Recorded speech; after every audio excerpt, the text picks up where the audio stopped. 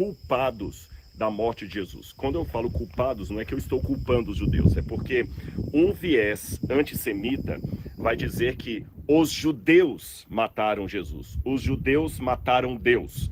E aí, qual é o erro dessa frase? Você está pegando a parte pelo todo. Houve judeus que participaram do processo condenatório de Jesus, mas não foram todos os judeus. Haja vista que aqueles 5.000 e 3.000 que se batizam na pregação dos apóstolos, de acordo com o livro de Atos, eram judeus. Os apóstolos eram judeus. Paulo era judeu. O Novo Testamento foi escrito todo, embora em grego, com um tom, um acento judaico. E foi um grande erro do cristianismo quando acabou tirando de Jesus e da história de Jesus as raízes judaicas do cristianismo. Então não podemos agora tapar o sol com a peneira. Houve judeus sim que rejeitaram Jesus, houve judeus até que blasfemaram o nome de Jesus. Existem alguns rabinos da época talmúdica que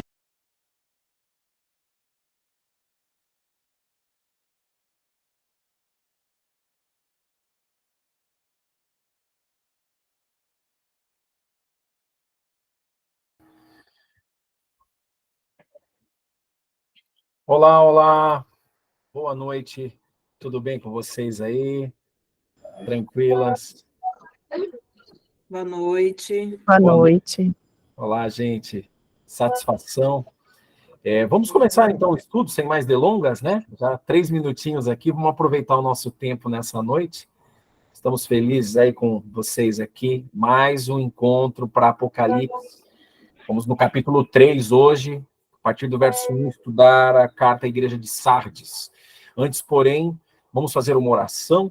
Vou pedir, por favor, aí, eu estou vendo quem está na câmera, eu vou pedir para quem está aparecendo na câmera, né? Georgia, pode fazer a oração para a gente, querida? Posso. Vocês estão me ouvindo? Estão, né? Perfeito. Eu vou orar, gente. Vamos orar.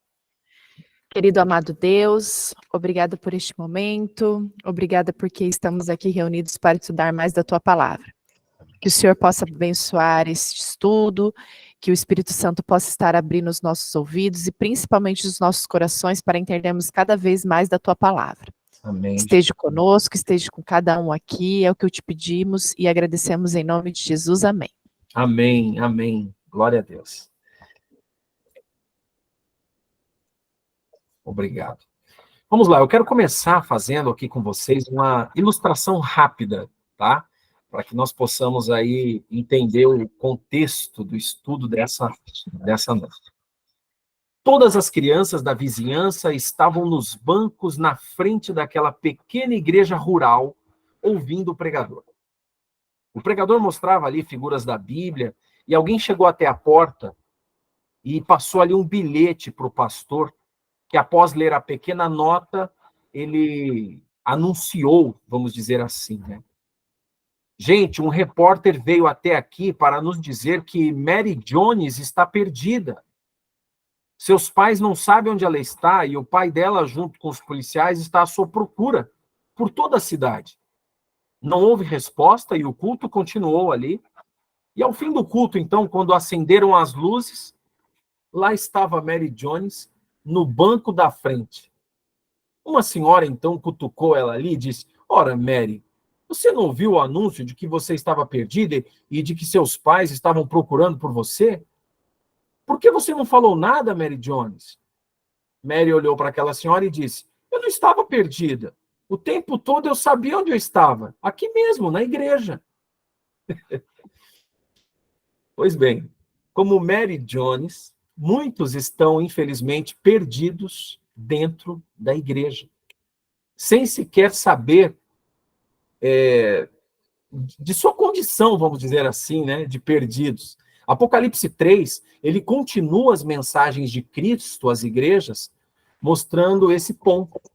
E a mensagem às igrejas, muitas vezes, são de advertências, pois algumas coisas estão errado, algumas coisas estão ali erradas, e o que está errado tem que ser mudado, tem que ser acertado, tem que ser ajustado, correto?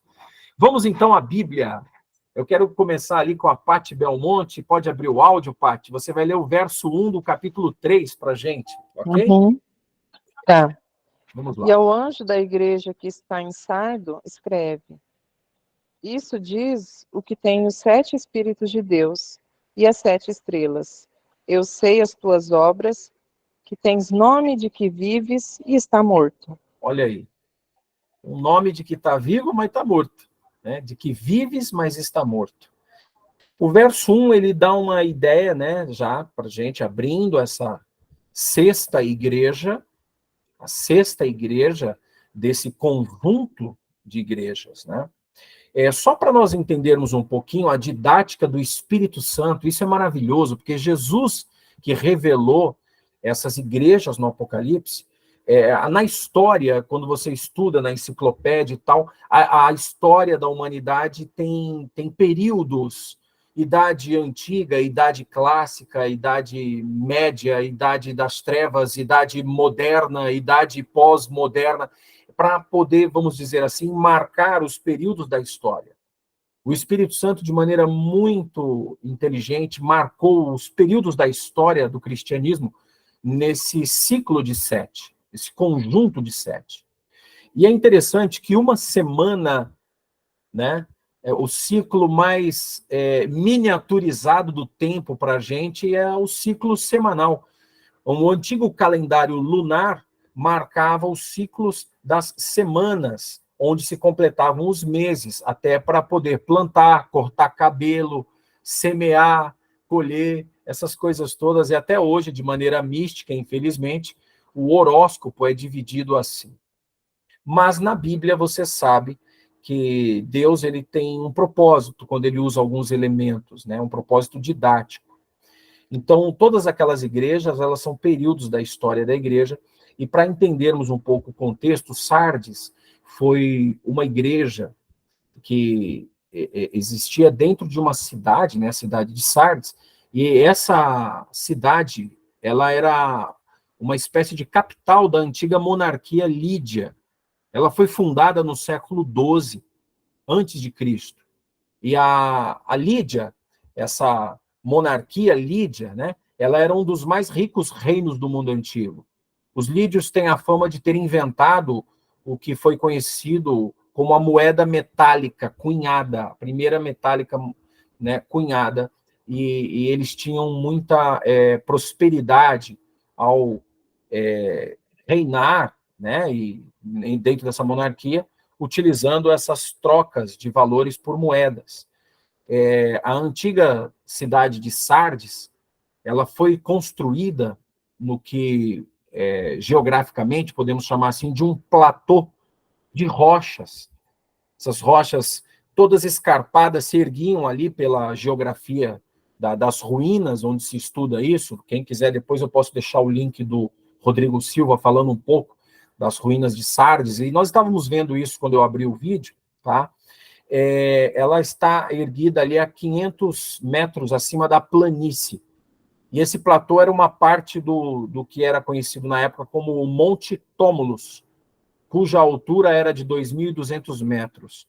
As paredes da elevação sobre a qual a cidade foi construída eram quase perpendiculares e a cidade era inacessível, exceto por uma passagem estreita, muito inclinada, e facilmente fortificada e vigiada, ou seja, é uma cidade forte, rica, poderosa, com bastante defesa militar, e Sardes era considerado uma fortaleza imperial naquela época. Em 1402, da nossa era, né, Tamerlane, um guerreiro com seu exército, destruiu a cidade e ela jamais foi reconstruída, ok?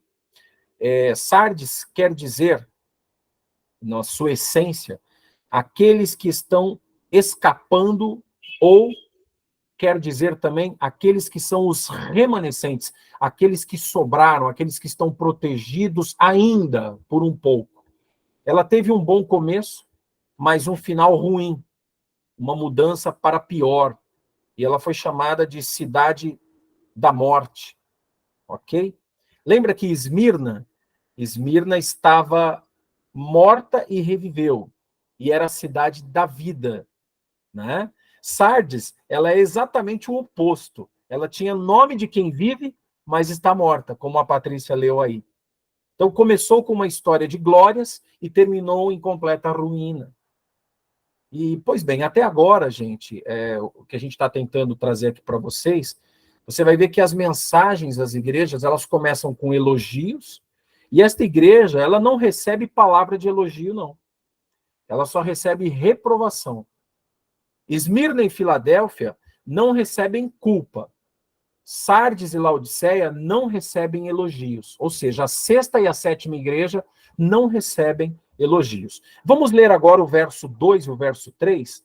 E eu vou pedir, por favor, eu estou pedindo para quem está na câmera, por enquanto, quem não estiver aparecendo na câmera, mas quiser ler também e participar com a gente, só faz um acenozinho aí com a mãozinha. Tá vendo a mãozinha aí embaixo, nesses elementos aí que você clica? Clica na mãozinha, que aí eu sei que você pode ler também, tá bom? Porque eu sei que você está me ouvindo. Vamos lá, então. Eu vou pedir para a Adriana ler o verso 2 e 3. Tudo bem, Adriana? Sim. Sê vigilante e confirma o restante que estava para morrer, porque não achei as tuas obras perfeitas diante de Deus. Lembra-te, pois, do que tens recebido e ouvido, e guarda-o, e arrepende-te. E se não vigiares, virei sobre ti como um ladrão, e não saberás a hora que sobre ti virei. Olha só. Pode ler o 4, o 5 e o 6 também, Adriana. Vamos fazer Mas, um bloco. mas também tens em Sardes algumas pessoas que não contaminaram suas vestes, e comigo andarão de branco, porquanto são dignas disso. O que vencer será vestido de vestes brancas, e de maneira nenhuma riscarei o seu nome do livro da vida. E confessarei o seu nome diante do meu Pai e diante dos seus anjos. Quem tem ouvidos, ouça o que o Espírito diz às igrejas. Olha só, né? A igreja de Sardes, você vai perceber que aí não tem Nicolaítas, aí não tem Balaão, não tem Jezabel, já falamos sobre isso, né? Mas aí parece que há um torpor de uma morte espiritual que foi produzindo aí gradativamente uma situação ainda mais triste, né? E sem esperança, vamos dizer assim, que uma que não há. E agora ela fala que está viva, mas está morta. Quer dizer, Sardes simboliza a igreja da reforma. Não conseguiu concluir a missão. Resolveu aceitar permanecer do jeito que estava. Queridos, se a gente cobrisse aí o século XVI, XVII, a maior parte do século XVIII também, né, você tem esse período de reforma na história do cristianismo. O protestantismo ele foi fundado, digamos assim, com um processo gradual contra as doutrinas e práticas corruptas do romanismo pagão que foi dominando o cristianismo. Então, assim, o que acontece? Dá a entender, né, o que tudo indica, que o nome ainda prevalece cheio de vida, né, de boa reputação, mas perdeu, em grande medida, o seu significado, que era o quê? Protestar. Sabe?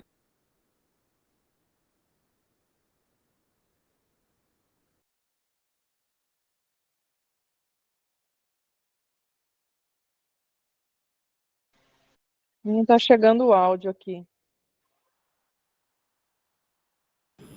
Tá sem áudio. Alô, chegou agora? Opa, melhor.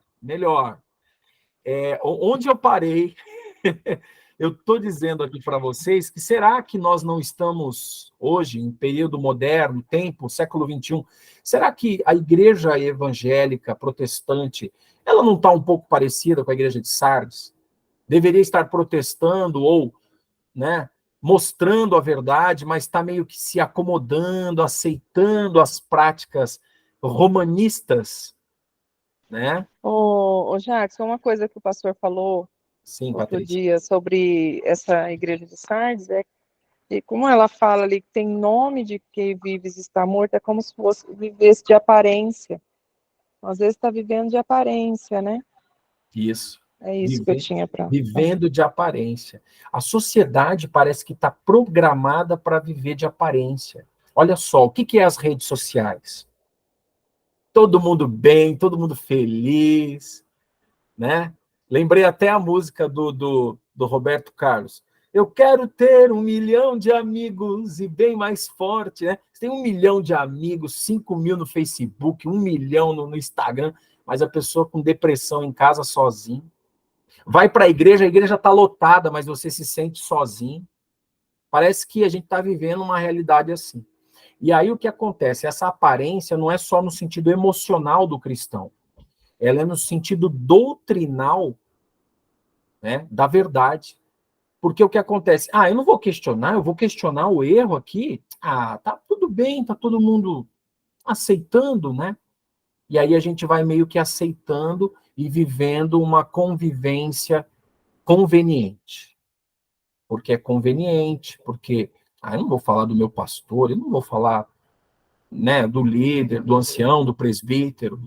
E é lógico, a gente tem que ter educação, a gente não pode ser também uma pessoa acusadora, mas nós temos que ser, sim, pessoas questionadoras, ok?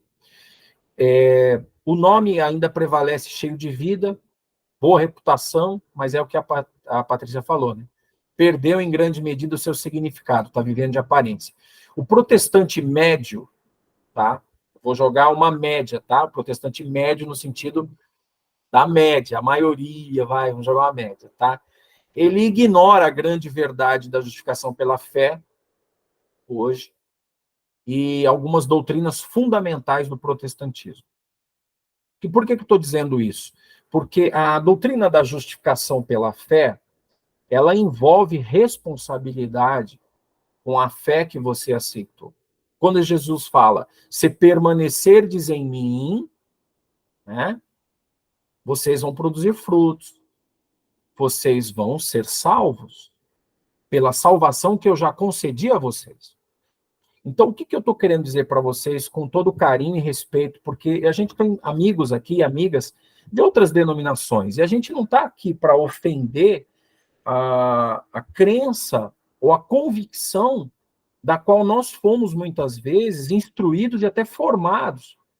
Mas olha só, a graça é salvadora, mas ela também é habilitadora. Onde eu estou querendo chegar? A justificação pela fé, ela nos salva da pena do pecado. Qual que era a pena do pecado? O salário do pecado é a morte. Quem pagou essa pena, essa penalidade? Cristo. Eu e você não precisamos morrer mais. E não precisamos ainda morrer eternamente porque fomos pecadores. Porque ele morreu morte de cruz, ele morreu a segunda morte, ele morreu a morte eterna, porque era um ser eterno. Então, ele ocupou o nosso lugar de condenação para que nós tivéssemos vida. Ponto. Isso é pacífico. Essa salvação foi dada no sentido de que nós não precisamos pagar a pena. Mas a graça também, ela nos salva não apenas da pena do pecado. Ela precisa nos salvar do poder do pecado. E aqui é um assunto que a maioria das igrejas não querem conversar, porque é um assunto delicado. Qual que é o poder do pecado? O poder do pecado é a lei maligna que nós nascemos já com ela, a natureza pecaminosa. É triste o que eu vou dizer, mas um bebê já nasce com tendência egoísta. A pedagogia, a psicologia vai falar sobre o egocentrismo como algo natural dentro da psique, da fisiologia, mas, na verdade, quando a criança nasce já chorando, ela já nasce, né, contestando, criticando a situação desconfortável. E depois, eu lembro, eu tenho 3 crianças, né, eu tenho a Ana Júlia com 16, que agora já não é uma criança mais, né, a Maria Paula, que vai fazer 15, tem 14, e o João Lucas com 11. Eu lembro das 2 pequenininhas, que são bem encostadinhas, 1 ano e 3 meses, a gente dava a mamadeira para uma, ela mamava, aí ela não queria mais a mamadeira, ela jogava para fora do berço, ou né, tirava, jogava. Quando eu pegava a mamadeira e ia dar para outra irmã, para outra, ela chorava, não, eu não quero. Pô, ela não queria mais a mamadeira e não queria que desse a mamadeira para outra.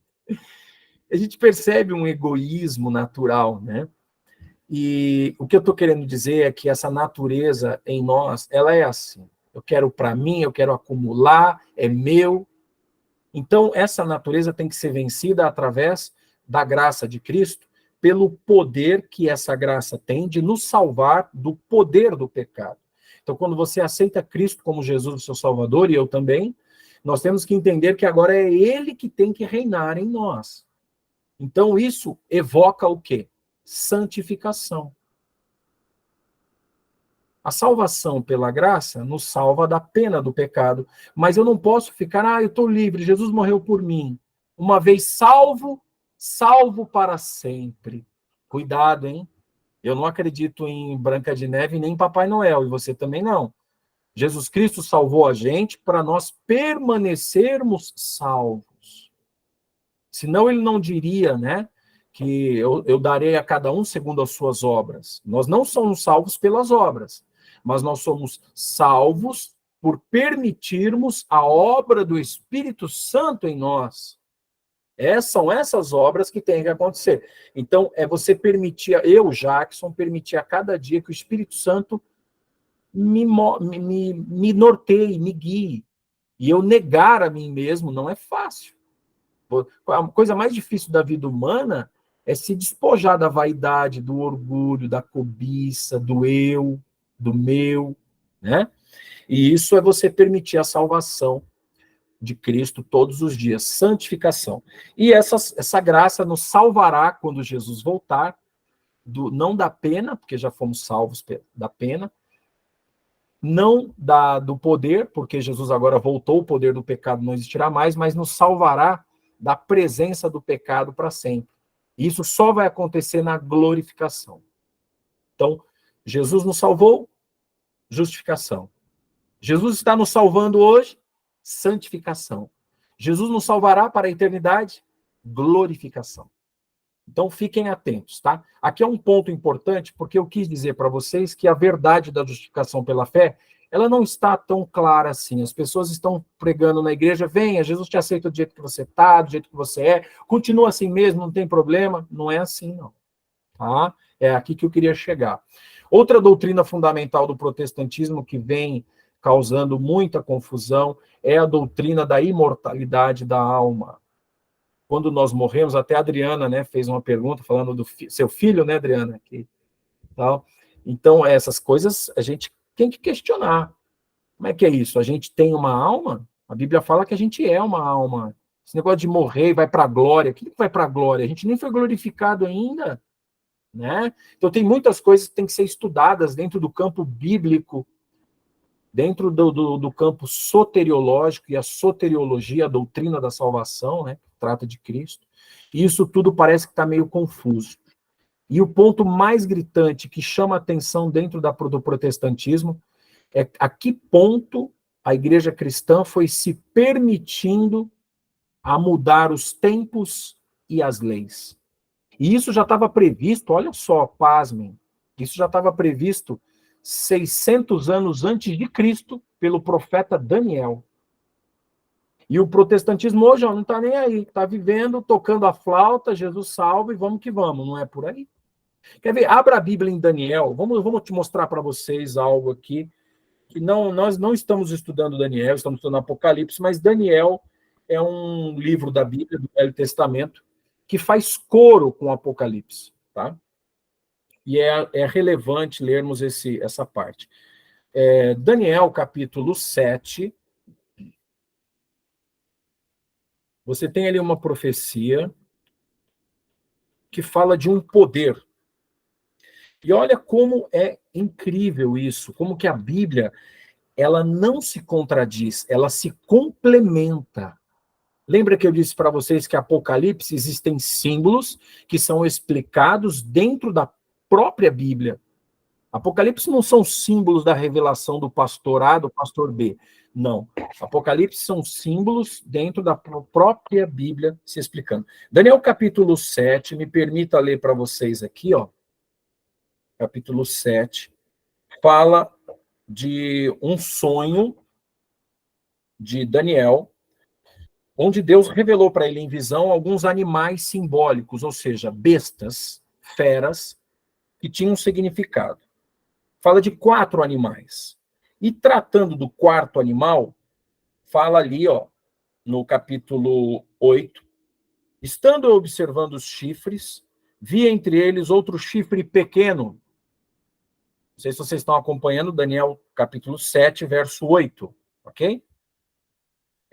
Pode ler para a gente, Amanda? Pode ser? Pode abrir o áudio?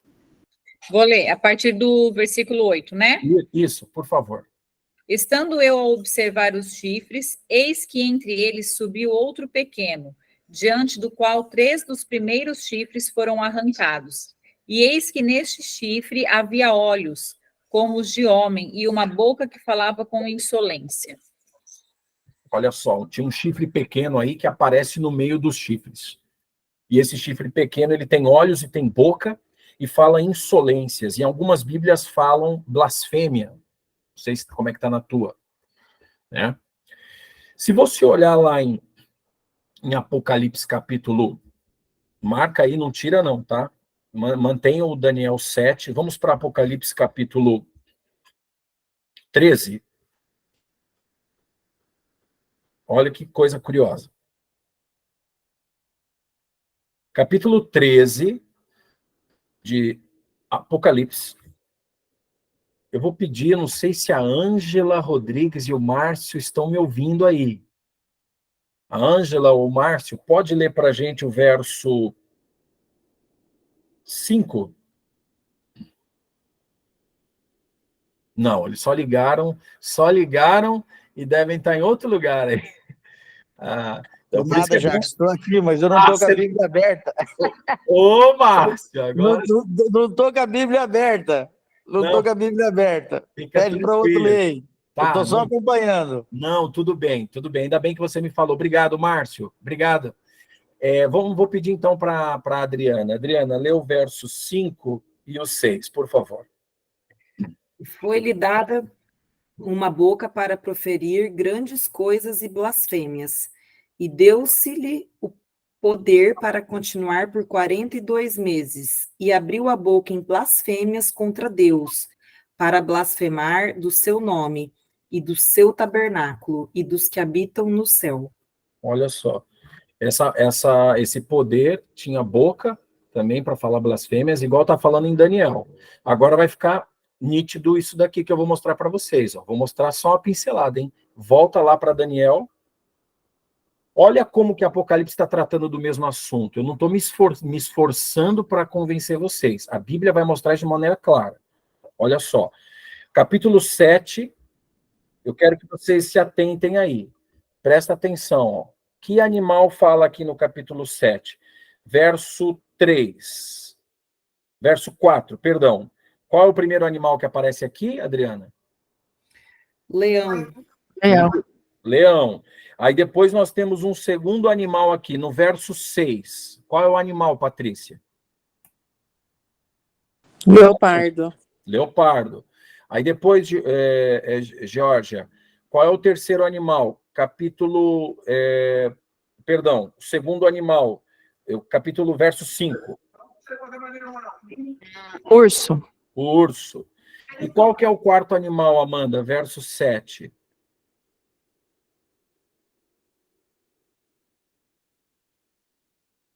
Eu vou ler aqui. Pode ler. Depois disso, eu continuava olhando nas visões da noite, e eis que o quarto animal terrível, espantoso e sobremodo forte, o qual tinha grandes dentes de ferro, ele devorava e fazia em pedaços e pisava aos pés o que sobejava, era diferente de todos os animais que apareceram antes dele, e tinha 10 chifres. Aqui, tá bom. É um animal, a Bíblia fala terrível e espantoso, e não é encontrado na fauna esse animal. O leão, o urso e o leopardo você encontra. Agora que você marcou a sua Bíblia aí, volta lá para Apocalipse 13. Veja se o Espírito Santo de Deus não está revelando para Daniel o mesmo que foi revelado para João na ilha de Patmos. Olha só, capítulo 13, o verso 2, Patrícia. Lê o verso 2, por favor. E a besta que vi era semelhante ao leopardo, e os seus pés como de urso, e a sua boca como a de leão. E o dragão deu-lhe o seu poder, e o seu trono, e grande poderio. Nossa, tá os 3 animais e um animal que não existe na fauna, que é usado pelo dragão. E o dragão, a antiga serpente, a gente sabe que é Satanás. Então, o que eu vou mostrar para vocês agora é muito delicado, mas eu tenho que mostrar. Daniel capítulo 7 diz que esse poder haveria de ocupar a igreja de Deus lá na frente, depois de Cristo, e haveria de fazer algo interessante. Olha só, cruel. Capítulo 7, a Patrícia pode ler para a gente o verso 23, 24 e o 25. Pode ler, Patrícia. Disse assim: o quarto animal será o quarto reino na terra, o qual será diferente de todos os reinos, e devorará toda a terra, e a pisará aos pés, e a fará em pedaços. E quanto às 10 pontas, que são 10 chifres, né? Daquele mesmo reino se levantarão 10 reis, e depois dele se levantará outro, o qual será diferente dos primeiros, e abaterá a 3 reis. E agora, com calma, presta atenção nesse verso 25. O que esse reino, esse poder haveria de fazer? Esse poder diferente, que é esse chifre pequeno, que na verdade é o conjunto dos 4 animais lá em Apocalipse. O que ele haveria de fazer, Patrícia? E proferirá palavras contra o Altíssimo, e destruirá os santos do Altíssimo, e cuidará em mudar os tempos e a lei. E eles serão entregues na sua mão por um tempo, e tempos e metade de um tempo. De um tempo. Ó, serão entregues por um tempo, tempos e metade de um tempo. Aí nós temos períodos proféticos que nós temos que entender. Tempo na Bíblia é ano. Quando temos a palavra tempos, que aqui é no hebraico, no Velho Testamento, subentende-se automaticamente 2. Porque se fosse 3, escrever seria 3 tempos. No hebraico, quando é 2, ele já tem o dual. É a palavra dual, ele não precisa, ela está escrito em dual, não precisa falar 2. Então, tempo, singular, é 1. Tempos é 2. E metade de um tempo seriam 3 tempos e meio, vamos chamar aí. Então, seriam 3 anos e meio. Se você pegasse o calendário judeu na época deles, 12 meses, vezes 30, aí você faz 3,5 vezes 30, você vai ver que vai dar 1.260. Mas depois a gente vai fazer esse cálculo com calma para vocês compararem com os 42 meses que está lá em Apocalipse. Onde eu estou querendo chegar? Aqui está dizendo que esse poder haveria de mudar os tempos e a lei, e as leis. Se você vai para Apocalipse, João está falando para pessoas que viviam num império que era na sucessão dos impérios, a partir de Daniel. Daniel está vivendo em que época da Bíblia? Em que período, que império Daniel vivia? Me ajudem, por favor. Ele vivia na Babilônia. Então, o império assírio-babilônico era o primeiro império, ou seja, o que representava o leão com as asas. Depois eu vou mostrar isso para vocês na Bíblia. E isso que eu estou falando, o próprio Daniel fala lá em Daniel 7. Tá? O segundo império, ou quarto poder na Terra, soberano, foi o urso, segundo o que Daniel fala. O urso são os medo-persas. O leopardo é a Grécia, de Alexandre o Grande. E o quarto animal terrível, espantoso, que tinha dentes de ferro. Qual é o império de ferro que vem depois da Grécia? Roma. Roma é um poder que se sustenta politicamente, civilmente, mas agora esse chifre pequeno nasce desse poder, falando blasfêmias, insolências, ocupando o lugar de Deus. É como se Roma se tornasse agora uma força religiosa que vai influenciar o cristianismo. E é exatamente isso que a gente lê em Apocalipse, o que começa a acontecer. Então, quando a gente está estudando a igreja de Sardes e fala que você está vivo, mas não está morto, né? Diz que está vivo, mas você está morto, está dizendo que essa igreja ela deveria ter reformado, praticado a reforma, mas não praticou. Ela continuou praticando as coisas equivocadas desse período. E a Bíblia fala que haveria de mudar o tempo e a lei. Como que mudou o tempo e a lei? Como que vocês acham que isso aconteceu? Quer ver? Eu vou fazer só uma lembrança bem didática para você ver como isso é uma realidade. Nós estamos no mês de julho. O mês de julho é o mês número 7. Janeiro 1, fevereiro 2, março 3, tal, julho é 7. Por que julho é 7? Se 7 deveria ser setembro. Por que 8 é agosto? Se agosto ou 8 deveria ser outubro. Olha, isso é uma coisa que eu sempre tive curiosidade de saber. Estou ansiosa. Boa, Patrícia. Estou fazendo um suspense, né, Patrícia? Fala logo, Jacques. Mas é uma coisa... Às vezes a gente vê, ó, você pega o calendário aqui no Google, eu estou aqui com o calendário aqui, você clica aí no ladinho do seu computador, ó. Como é que começa a semana aí, ó? No meu Windows aqui, eu clico, tem o D, o S, o T, o Q, S, S. Eu sei que é domingo, segunda, terça, quarta, quinta, sexta, sábado. Não é? No seu computador é assim. Isso é universal. Isso é normas da ABNT, normas técnicas. Né? Nós temos a jurista aqui com a gente, a Adriana é da advocacia, né, Adriana? Não pode, você não pode... Fato contra fatos, não argumentos. Isso é uma realidade. Olha só. Roma foi tão sorrateira que Júlio César, ele queria ser adorado como Deus. E como os meses representavam, Janus era janeiro, o Deus que vê o passado e vê o futuro, era uma divindade de duas cabeças. Ele vê o que vai chegar e vê o que passou. Janeiro via a Deus ano velho, feliz ano novo. Os outros vêm normal. Do 7º para frente não havia nome de divindades, eram números. Aí Júlio vai e fala, não, eu vou ter o meu mês. E ele transforma o mês 7 no mês de Júlio César. O irmão dele, Augusto, fala, não, eu sou Deus, você não. Augusto César faz o agosto, que é, na nossa língua portuguesa, agosto. E aí empurrou os números para frente, por isso que ficou encavalado. E muita coisa da época de Roma bagunçou os tempos e bagunçou a lei de Deus. Porque, olha só, Constantino, no dia 7 de março de 321 da nossa era, ele simplesmente falou assim, gente, nós não vamos mais santificar o sábado, não. Esse negócio é muito judeu isso aí. Agora vai ser o santo dia do sol invictus. O dia do sol. Ele adorava o sol. E aí ele deu uma travestida no sol e colocou esse dia como um dia santo no lugar do dia que é o 7º dia. Porque você vê... e aqui, por favor, queridos, não é papo de adventista, isso é história. Pode dar uma estudadinha para ver. Tá? Se a gente pega assim o calendário, eu tinha muita dúvida sobre isso, porque eu era muito cético e muito questionador. Eu, antes de me batizar e tudo, eu falei, não, eu quero ter muita certeza disso. Eu ia nos anais da história para conferir, ver se fazia sentido.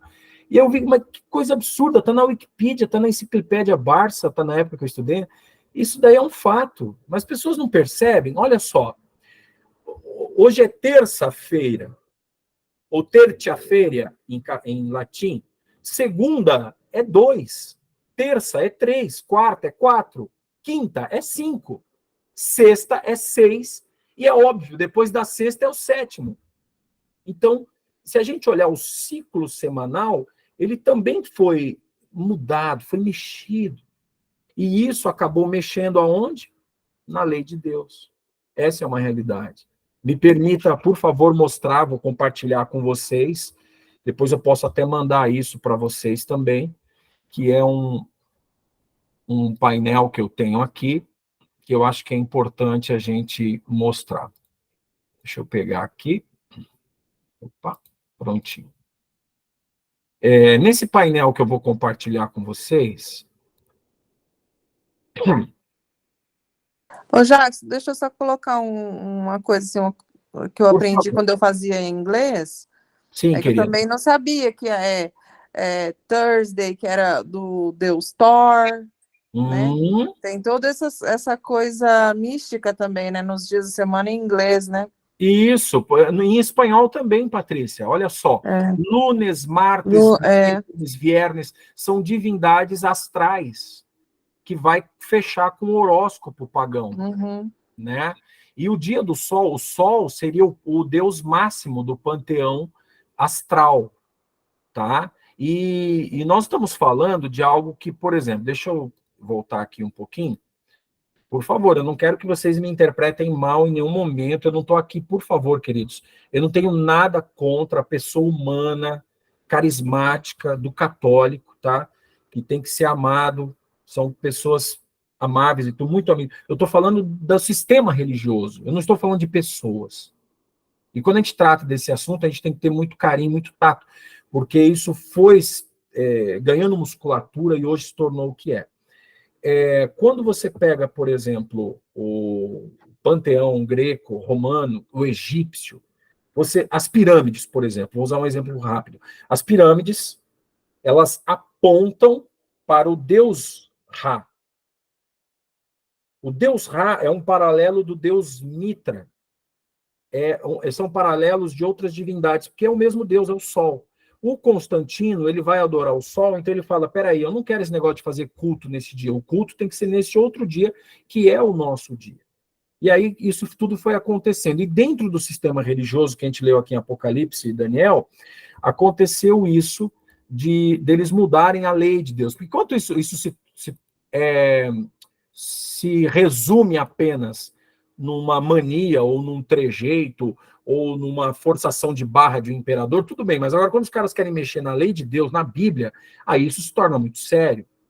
E aí foi o que aconteceu, e é isso que eu quero mostrar para vocês aqui. Deixa eu pegar aqui, ó, eu até separei para poder compartilhar com vocês. Deixa eu pegar aqui. Opa, tem gente entrando aqui, deixa eu liberar aqui. Prontinho. Ó, aqui. A lei de Deus escrita pelo dedo de Deus. Vamos dar uma olhadinha nisso aqui, ó. Vocês conseguem ver aí na tela? Consegue? Ó. Então, gente, aqui nós temos a lei de Deus, correto? Ó. Originalmente falando, está em Êxodo 23 a 17. Na Bíblia católica, na Bíblia protestante, evangélica, está a mesma lei, escrita pelo dedo de Deus. E olha que coisa. Abram a Bíblia aí, por favor, em Êxodo 31, 18. Quem encontrou aí pode ler. Quem encontrou primeiro, lê para a gente. Êxodo capítulo 31, verso 18. Deu a Moisés, quando acabou de falar com ele no Monte Sinai, as 2 tábuas do testemunho, tábuas de pedra escritas pelo dedo de Deus. E aí eu pergunto, Patrícia, quem que escreveu essa lei? Deus. Deus, com seu próprio dedo. Gente, essa é a única parte da Bíblia que não foi escrita pelo homem. Foi escrita pelo próprio Deus, a lei dele, os 10 mandamentos. E aí, se você pegar os 10 mandamentos, está aqui, ó, não terás outros deuses diante de mim. Todo mundo concorda com isso? O que vocês acham? Tá certíssimo, né? Não farás para ti imagem de escultura, nem alguma semelhança do que há em cima no céu, nem embaixo na terra. Tudo, a gente concorda, né? Não farás imagem de escultura para adorar. Não tomarás o nome do Senhor teu Deus em vão, né? A gente fala isso daqui também, ó, não pode brincar com o nome de Deus. Pula esse aqui, vamos para o próximo. Honra teu pai e a tua mãe, ó. Não matarás, não adulterarás, não furtarás, não dirás falso testemunho contra o teu próximo, não cobiçarás, né? E aí, gente, desculpa, eu vou usar uma expressão mais marota aqui, sem malandragem, né? Não pode. Eu pulei, né? Lá fala, lembra do dia do sábado. Aí, o que foi feito? Roma fez o quê? Me permita mostrar aqui, ó. Essa daqui foi escrita pelo dedo de Deus. Qual é a fonte dessa daqui, ó? Estão vendo aqui, ó? É a Bíblia Sagrada, correto? Aí vamos ver essa daqui, como é que tá. Lê pra gente aqui. Essa daqui é a falsa. Foi alterada pelo homem. Amar a Deus sobre todas as coisas. Ficou bonito essa frase. Beleza, vamos aceitar. Não tomar o seu santo nome em vão. Beleza. O que está escrito aqui no 3, Adriana? Guardar domingos e festas. Aí eu fico perguntando, onde está isso aqui na Bíblia? Eu tô revoltada, viu, Jackson? Não, não Porque- fica, não. Não, eu fui criada escutando isso aí minha vida inteira. Mas, Adriana, não fica revoltada comigo, tá? Não é com você, não, eu fui enganada. Me perdoe, querida. Eu tenho que mostrar. Eu tenho irmãos e amigos de fé aqui, viu? Pessoas que. Não, eu Tá. falei já, venho de berço católico. Isso aí foi parte da metade da minha vida. Né? Fui enganada, meus pais estão enganados, está todo mundo enganado. E olha, enquanto a gente está enganado, Deus ele é misericordiosamente amoroso. Porque Atos 17:30, sabe o que está escrito lá, Adriana? Quando eu li esse texto, meu pai era franciscano, meu pai chegou a católico, né? O que acontece? A Bíblia fala assim, Atos 17:30, você pode ler lá depois. Eu vou abrir a minha Bíblia aqui para você ver. Tá? Olha que texto bonito isso aqui, de Paulo, tá? Carta paulina aí. Paulo abriu 70% do Novo Testamento e ele fala esse texto para a gente. Atos 17, verso 30. Ó. Mas Deus, não levando em conta os tempos da ignorância, Deus não leva em conta. Eu era ignorante, eu não sabia. Eu fui ensinado errado. Aí, vírgula, manda agora que todos os homens, sentido genérico, homens e mulheres, em todos os lugares, se arrependam. Porque o que acontece? A gente, eu vou dizer uma coisa para vocês, tá? O sábado não me salva. Quem me salva é Cristo. Mas se eu quero permanecer salvo nessa salvação, eu tenho que ser obediente a Cristo. Eu não posso fugir da verdade. Oi, Georgia, pode falar, querida. Jackson, é uma pergunta. Você falou naquela época lá que Constantino, né? Isso foi história, ele mudou. Mas as pessoas, então, naquela época, guardavam o sábado e o domingo, né? Guardavam os 2 dias. Isso, acontecia o quê? Aconteceu, porque como eles já tinham o costume de guardar o sábado, eles guardavam o sábado, que era o costume deles antes disso daí. Eles tinham medo, e por medo, eles faziam, vamos dizer assim, a sua reclusão, o seu silêncio, o seu fechamento das portas do comércio no domingo para, vamos dizer assim... Antes dele apresentar essa mudança, eles guardavam o sábado. Sim. Aí depois que ele mudou, era o sábado e o domingo, não era? E o sábado era guardado às escondidas. Sim. Quem guardasse o sábado às claras estava indo contra. Né? Hoje, os adventistas do sétimo dia, os judeus, os sabatistas, o pessoal da Ensinando de Sião, algumas igrejas evangélicas guardam o sábado abertamente porque ainda temos liberdade religiosa no nosso país. Mas, por exemplo, hoje, em pleno século XXI, vai guardar o sábado no Turquestão, no Afeganistão, em alguns lugares difíceis ali, porque ali o dia sagrado deles é a sexta-feira, né, do muçulmano. É diferente. E entre os cristãos, existem os cristãos que se romanizaram e começaram a aceitar isso o domingo, infelizmente, e existem aqueles que são fiéis à guarda do sábado, né? E tal. Mas o sábado é uma coisa interessante, né? O que é guardar o sábado? É colocar ele no bolso, né? Guardar ele? Não é nada disso. Tem muita coisa para a gente aprender ainda, mas vamos com calma para a gente entender o contexto, tá bom? Continuando na igreja de Sardes, o que eu quis dizer para vocês para fechar a igreja de Sardes? Era uma igreja que deveria protestar, reformar, e não protestou, não reformou, acabou aceitando o poder desse chifre pequeno. E uma das maiores verdades que se nota nisso tudo é essa hipocrisia de querer aceitar essa homenagem pagã como dia de culto. Jesus, ele ama todos os cristãos que aceitam ele sinceramente, e todos, viu, Adriana, que ignorantemente estavam numa prática errada, tá? Mas é como a Bíblia fala, né? lâmpada para os meus pés é a tua palavra e luz para os meus caminhos. Salmo 119, verso 105, quer dizer isso, que a Bíblia ela vai iluminando, vai clareando, e graças a Deus a gente tem a Bíblia, porque senão quem não estuda a Bíblia nem sabe do que a gente está falando. Acho que a gente é fanático, é louco, por quê? Porque não estuda, né? E aí eu lembro do mito da caverna de Platão. Não sei se vocês já estudaram na faculdade, todo mundo lembra desse mito da caverna de Platão, né? Conta a história, a lenda, né?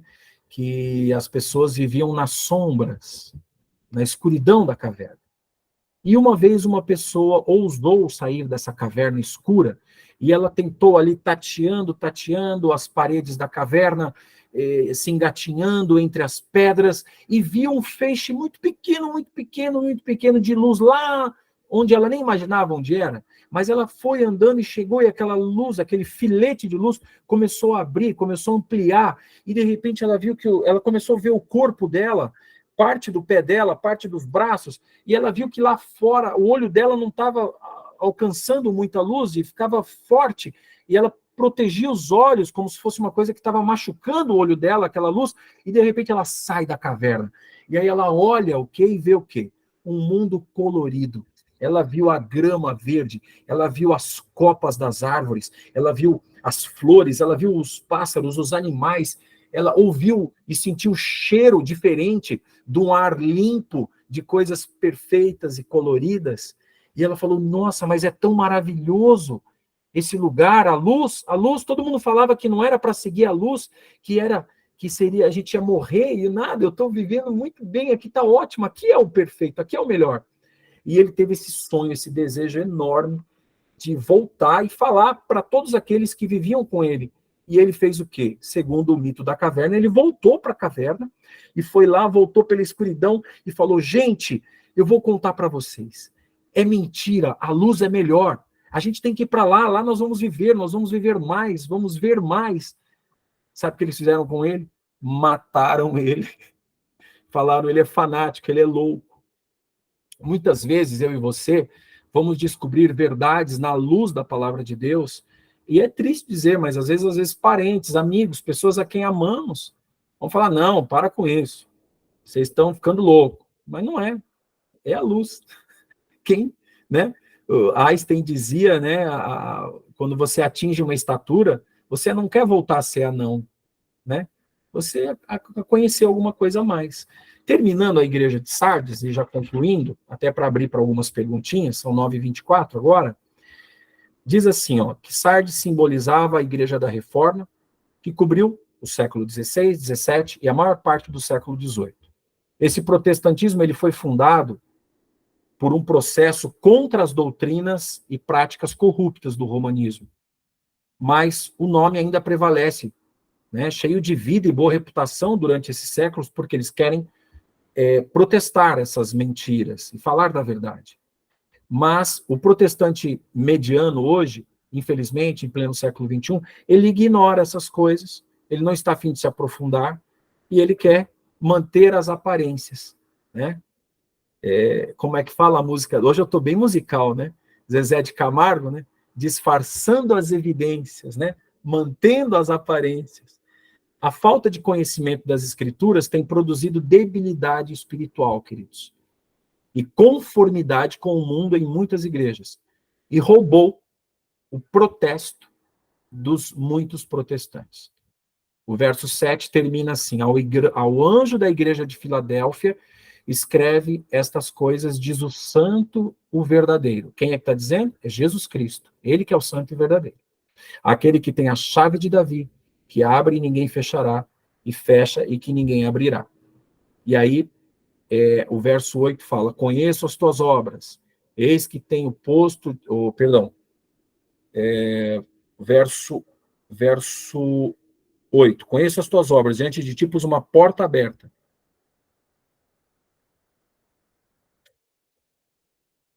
Eu estou lendo a de Filadélfia já. Verso 6. O verso 5. O que vencer será vestido de vestes brancas. É isso que eu queria ler. De maneira nenhuma riscarei o nome do livro da vida, mas confessarei o seu nome diante do meu Pai e diante dos seus anjos. Quem tem ouvidos, ouça o que o Espírito diz às igrejas. né? Então, o que o Espírito disse às igrejas? A verdade. Sempre a verdade. Alguns ele elogiou, alguns ele advertiu. E aí eu termino perguntando para você. E aí, o que ele fez hoje para você? Ele te elogiou ou ele te advertiu? Que o Espírito Santo continue falando no nosso coração, porque Hebreus fala assim: quando ouvirdes a sua voz, não endureçais o vosso coração. Tá bom? Por aqui tá bom. A última igreja vai ser a igreja de Laodiceia, né? Nós vamos ver a penúltima ainda, que é Filadélfia, e depois Laodiceia. Ok? Terça-feira que vem, preparem-se. Vamos entender o que aconteceu com o período da história cristã na igreja de Filadélfia. Alguma pergunta, alguma colaboração, gente, antes da oração?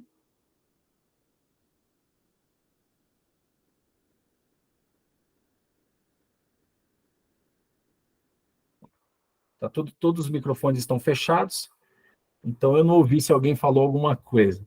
Nós vamos orar, então, e encerrar essa noite, e vamos levar essas coisas como pensamento aí, tá bom? Quem quiser, depois que eu compartilhe aquela lei verdadeira e a lei falsa no PDF, eu vou mandar para a Andréia, e aí ela compartilha com vocês, tá bom, queridos? Então, eu vou pedir para a Amanda fazer a oração final. Amanda, pode ser?